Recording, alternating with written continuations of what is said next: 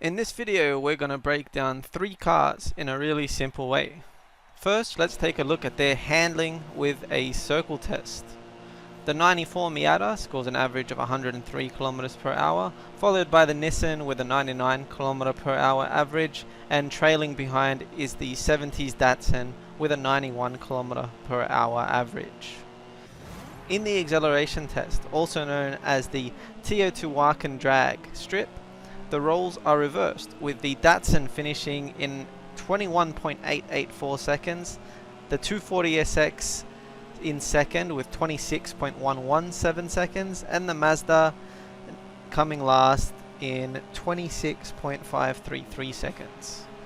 As for top speed, the Datsun sits at the top with a whopping 319 km per hour, the 240SX second with 250 km per hour, and the MX5 in last with 230. Just by looking at these basic tests, we can see that the Miata has the least power but the most handling. The reverse is true for the Datsun, and the 240SX sits somewhere in the middle, somewhat closer resembling the Mazda than the Datsun. After running an average of 20 laps with each car on the Tierra Prospera circuit, the superior handling of the Miata proved too strong for the power of the other builds.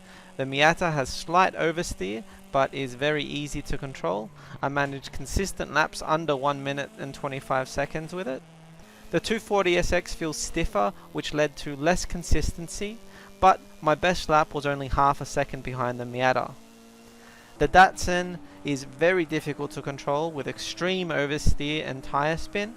I had to turn on traction control to use this thing properly. It trailed behind by more than 2 seconds on this low speed technical track. However, luckily for the Datsun, I used a total of 3 test tracks. Up next, 10 runs each on the Ruta Norte Street Sprint, resulting in the Datsun finishing an entire 9 seconds faster than the 240SX and 10 seconds faster than the Miata. This clearly shows its superiority on tracks with extended straights. Furthermore, I think power builds like this one are going to have even more advantage in the lower classes, as they don't reach as high speeds as higher classes, meaning less requirement for handling. And the final track with another 10 runs each on the Jungle Descent street track. We see a closer result, yet the Datsun still leading with a considerable 3.5 second lead, and again the Miata trailing behind in last place.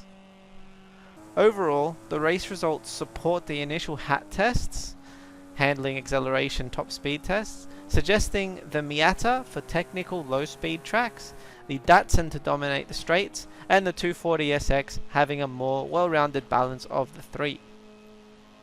To have your cars reviewed, comment on this video with your car tune share codes. Big thanks to Nekst and Yuuzora for sharing your tunes for this video.